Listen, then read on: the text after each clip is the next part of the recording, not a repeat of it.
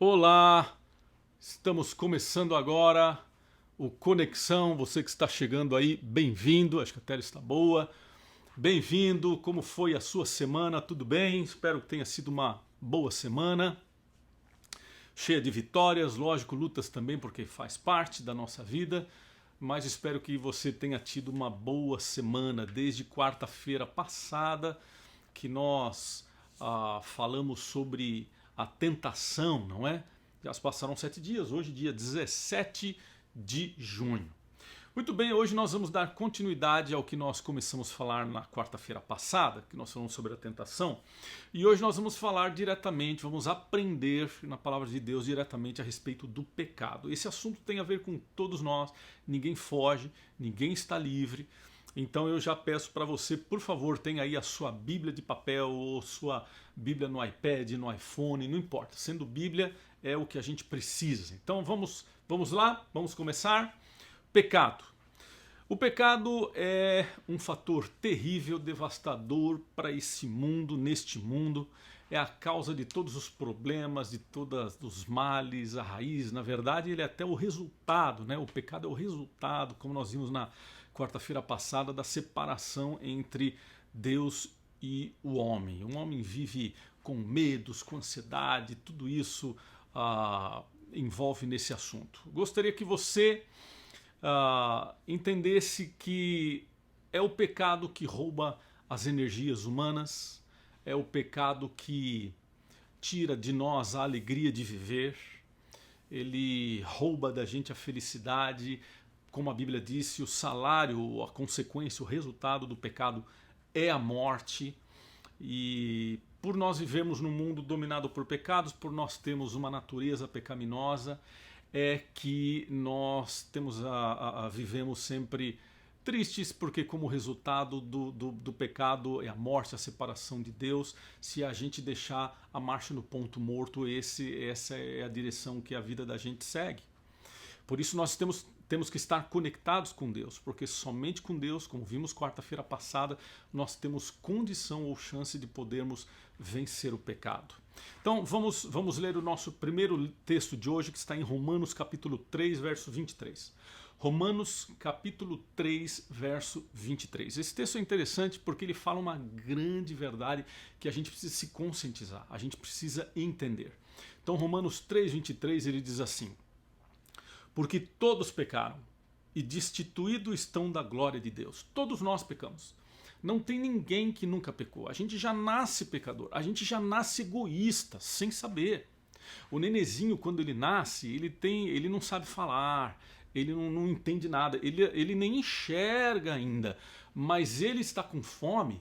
Ele não quer saber se são 3 da manhã, 4 da manhã. Ele bota a boca no mundo e chora porque ele quer que alguém mate a fome dele. Ele não quer saber se a mãe está cansada, se o pai tem que trabalhar amanhã, acordar cedo para trabalhar. Ele não quer saber. Vocês têm que resolver o meu problema. Então, o ser humano, ele já nasce num contexto de um mundo dominado pelo pecado. Olha o que diz 1 João 3,4. Aqui é a definição direta da Bíblia a respeito de pecado. O que é pecado? A Bíblia diz assim, 1 João 3,4: pecado é a transgressão da lei. Pecado é a transgressão da lei. Então, essa transgressão da lei nos separa de Deus. E até diria que o contrário também é verdadeiro. A nossa separação de Deus faz com que nós transgredimos a lei. A separação de Deus nos leva a transgredir a lei, que nos leva a cometer pecado e que nos leva à morte, porque o salário do pecado é uma morte. É como se fosse uma corrente, uma reação em cadeia. Espiritualmente nós estamos mortos, porque essa é a nossa a situação por vivermos num mundo de pecado e por nascermos num contexto de pecado. Abra sua Bíblia no livro de Isaías 59, verso 2. Isaías 59, verso 2. Em alguns textos da Bíblia, a Bíblia chama o pecado de iniquidade, falhas, faltas, iniquidade é uma das palavras que a Bíblia usa para pecado. Então, em Isaías 59, 2, a Bíblia diz assim: as vossas iniquidades fazem divisão entre vós e o vosso Deus.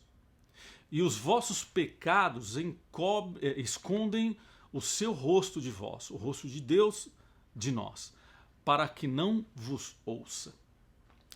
Você já teve o sentimento algumas vezes de fazer uma oração ou falar com Deus e ter o sentimento que a oração não passou do teto? E se você estiver usando o boné, não passou nem do boné? Já teve essa impressão? De que você tentou comunicar com Deus, mas não conseguiu? A Bíblia diz que são as nossas iniquidades que fazem isso, os nossos pecados que fazem isso, porque estamos acostumados em fazer o erro, então achamos que Deus não está ouvindo a gente. E a Bíblia sempre traz o contexto de pecado como separação de Deus. Como é que alguém pode ouvir se você está longe demais? Então veja, são as nossas iniquidades, o nosso egoísmo, o nosso orgulho, a nossa vaidade e todas essas coisas que fazem com que criam uma barreira entre Deus e mim, entre Deus e você. E por isso Deus quer que essa barreira seja quebrada. Nós precisamos nos aproximar de Deus. Quando nos aproximamos de Deus, então essas barreiras passam a deixar de existir como resultado do nosso relacionamento com Deus. Então, basicamente, a gente entende então que o pecado é a separação que existe entre eu e Deus. É a separação entre você e Deus. Geralmente, quando você se sente perto de Deus, a sua tendência é fazer coisas certas, é fazer coisas que Deus aprova. Quando nós estamos distantes de Deus, a nossa tendência é fazer coisas pensando em mim, fazer coisas independente de Deus, cuidar da minha vida do jeito que eu acho que eu tenho que cuidar.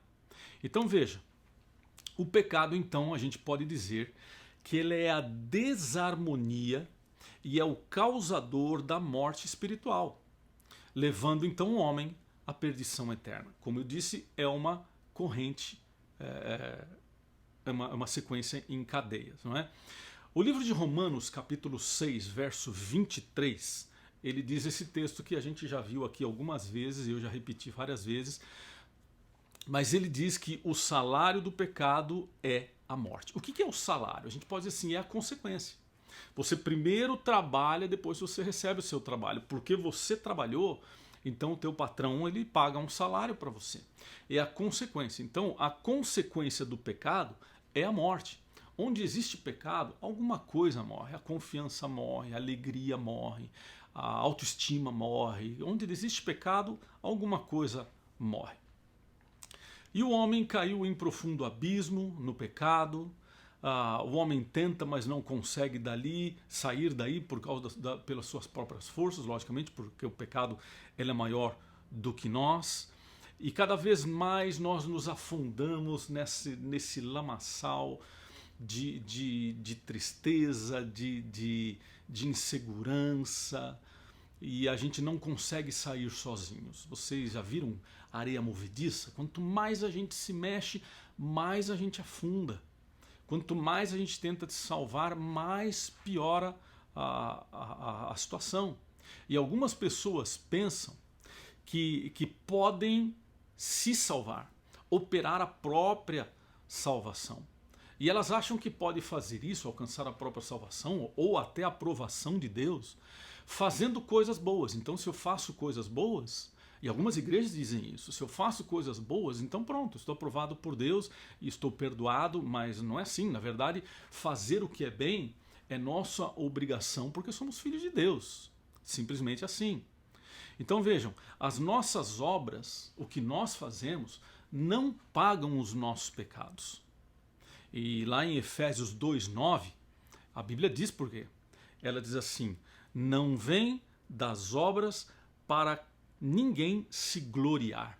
Porque veja, se eu venço o pecado por minhas próprias forças, vamos supor que se isso fosse possível, eu vencesse o pecado com o meu esforço, então eu vou me dominar para poder não fazer isso, ou não fazer aquilo, ou fazer isso e fazer aquilo, e eu consigo vencer, eu vou me tornando mais firme, eu vou me tornando mais confiante, e eu acho que eu é que fiz aquilo ali, e eu acho que então eu posso. E o contrário, esse tipo de situação, ele me traz mais orgulho, porque eu posso, então eu sou o cara, então eu sou bom. E isso, ao invés de nos levar para Deus, nos distancia mais de Deus, porque a fonte da nossa vitória agora não é mais Deus, sou eu.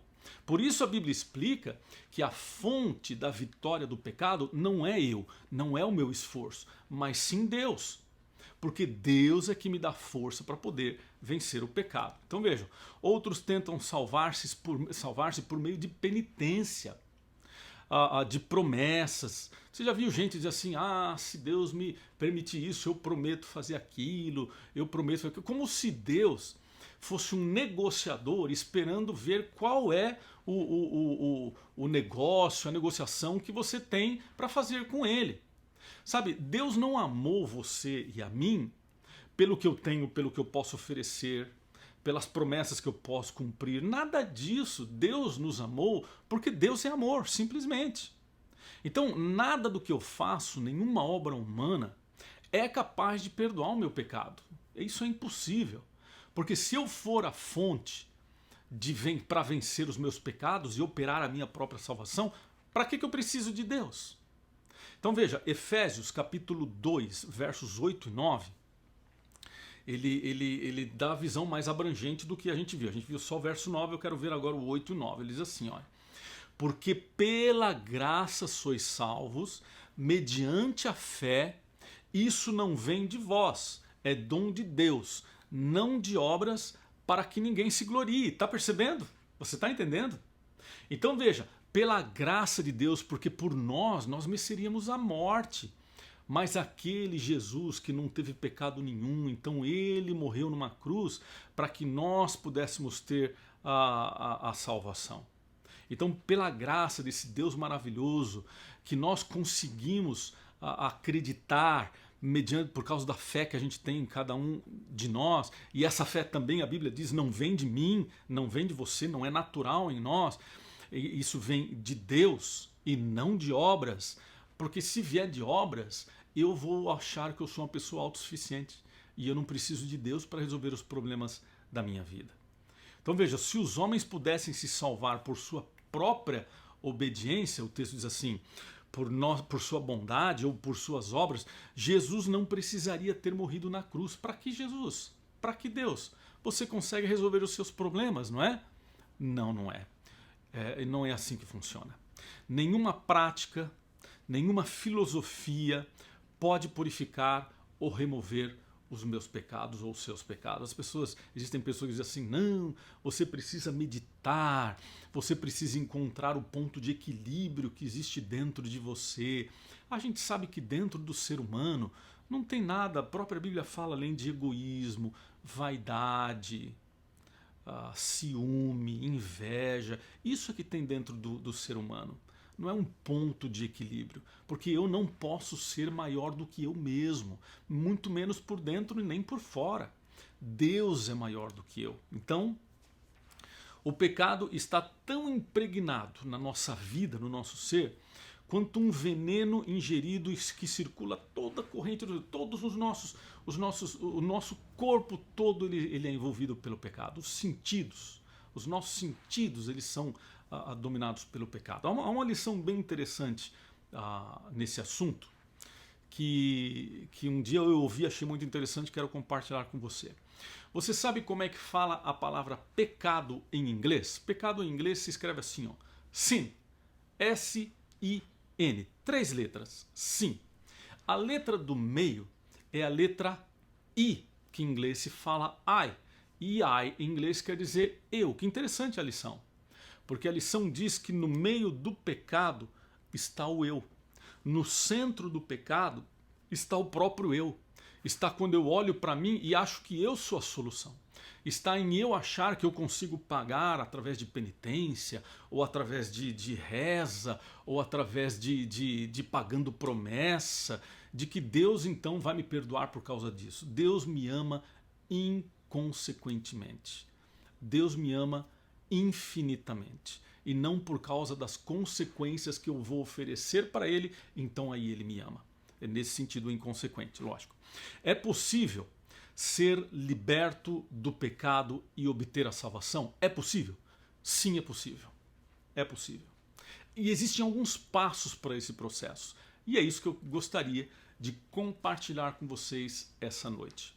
O primeiro passo para a gente poder ser salvo dessa situação e obter um dia a salvação eterna, o primeiro passo dela está no livro de Atos, capítulo 16, verso 31. O primeiro passo, todas as igrejas, todas as denominações ensinam isso, ok? O primeiro passo é crer em Jesus. Você crê em Jesus? Pronto. Esse é o primeiro passo para a salvação. Atos 16, 31 diz assim: crê no Senhor Jesus e serás salvo. Ponto final. Você crê em Jesus e vai ser salvo? Vai. Mas se eu só crer, eu vou ser salvo? Bom, aí é outra questão. Atos 4, verso 12, volta um pouquinho aí, você estava no capítulo 16, volta para o capítulo 4. Atos 4, 12 diz assim: em nenhum outro há salvação, pois também debaixo do céu nenhum outro nome há dado entre os homens pelo qual devamos ser salvos. Então veja, você não é salvo por causa do pastor, você não é salvo por causa do padre, você não é salvo por causa do reverendo, você não é salvo por nenhum entre os homens. Você não é salvo por seres humanos. Você é salvo por Deus. Então, crer em Jesus é o primeiro passo. Foi Jesus que morreu na cruz como sacrifício para que nós possamos ter os nossos pecados perdoados, ok? E é por causa da morte de Cristo na cruz que nós podemos ser perdoados hoje. Hoje até na oração que nós fazemos, na oração modelo, nós começamos com Pai Nosso. Se não fosse o nosso Pai, nós não poderíamos ter os nossos pecados perdoados. Agora veja, a salvação, segundo esse texto que a gente viu aqui, olha, deixa eu voltar esse aqui, ó, em nenhum outro lugar, em nenhuma outra pessoa, em nenhum outro nome existe salvação a não ser por Jesus. Então, o que a gente chega à conclusão? Que nenhuma igreja também salva ninguém. Porque se a salvação é somente por Jesus, a igreja não salva ninguém. E esse realmente não é o papel da igreja. O papel da igreja não é salvar ninguém. O papel da igreja é aproximar as pessoas daquele que salva. É aproximar as pessoas de Deus, aproximar as pessoas de Jesus. Tanto os que já conhecem para se manterem ao lado de Jesus, como os que não conhecem para serem então apresentados e introduzidos para Deus. Algumas igrejas, elas vêm para o primeiro passo e param ali. E dizem assim: você crê em Deus? Pronto, é isso que você precisa, então você pode continuar e está tudo resolvido. Infelizmente, essa é uma parte da verdade, mas não é a verdade toda. Ela é o primeiro passo da verdade. Eu vou mostrar para vocês os outros passos quais são do que a palavra de Deus diz. Veja, o segundo passo é o arrependimento. Reconhecer os meus pecados, reconhecer os meus erros, minhas falhas, minhas faltas, as transgressões que eu cometo. Então, o segundo passo, eu já digo para você, ele não é fácil.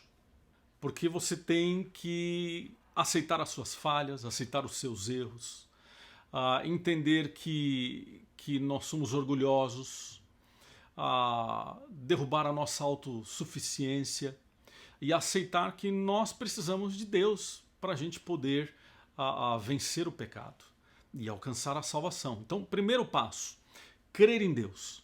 Segundo passo, se arrepender. Aquele, como vimos no texto, aquele que se arrepende alcança a salvação. Terceiro passo, confissão. A Bíblia diz que a confissão faz parte do processo de salvação. Olha o que diz em Provérbios 28, verso 13. Provérbios 28, verso 13. Aquele que confessa e deixa, alcançará misericórdia.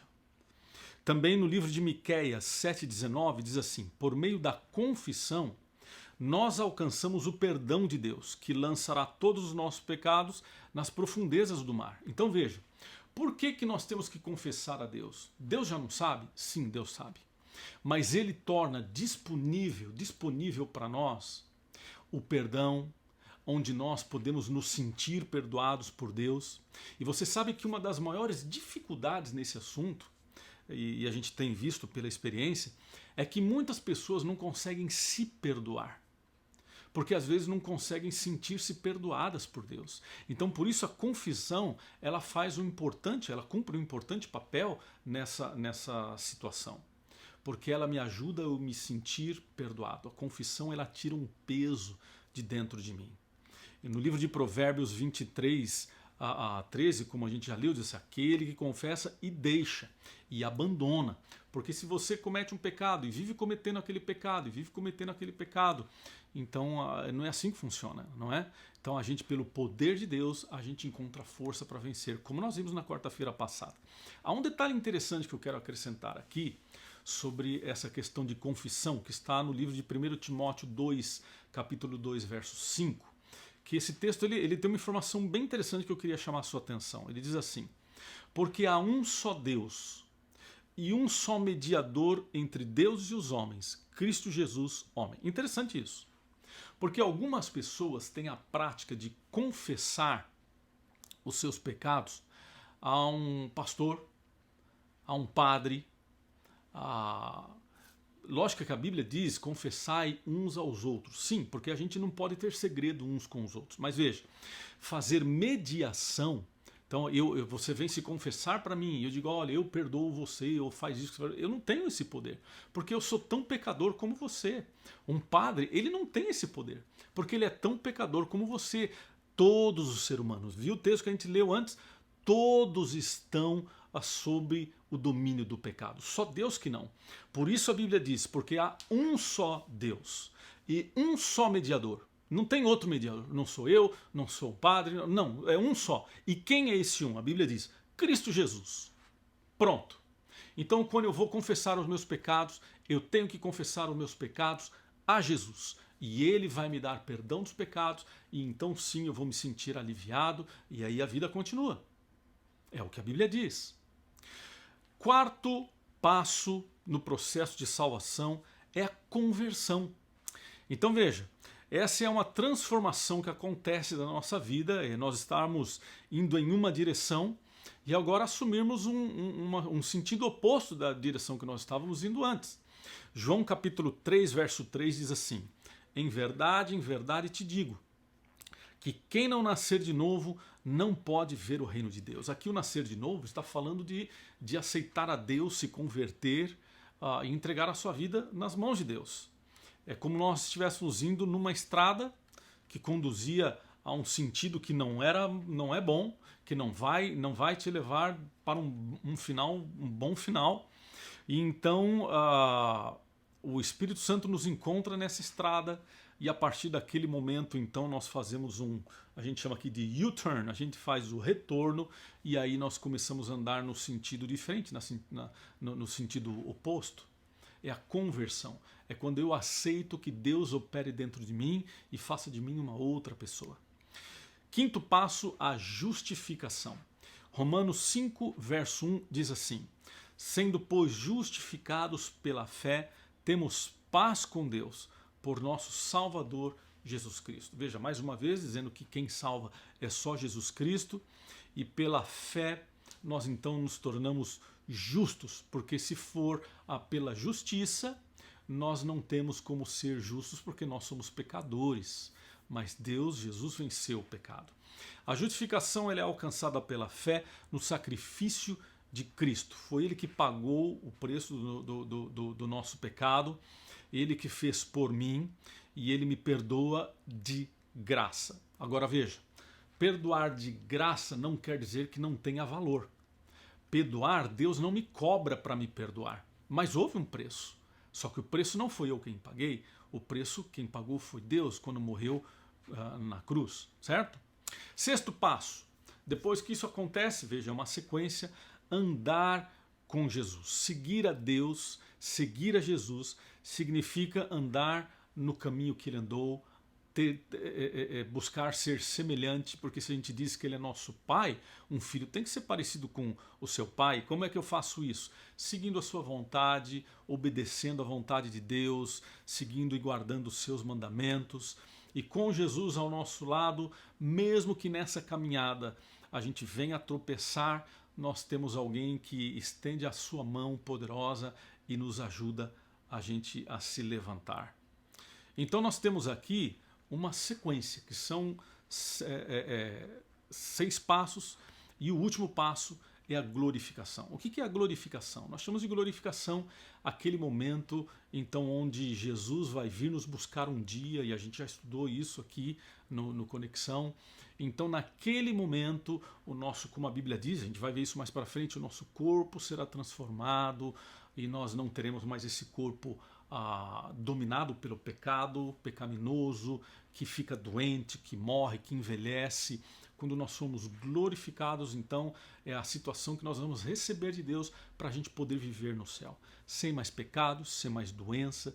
Então veja, é uma escada, é uma sequência. A gente crê, a gente se arrepende, a gente confessa os nossos pecados, a gente se converte à justificação, nós aprendemos a andar com Jesus, e um dia então nós vamos viver para Ele, com Ele e para Ele eternamente no céu.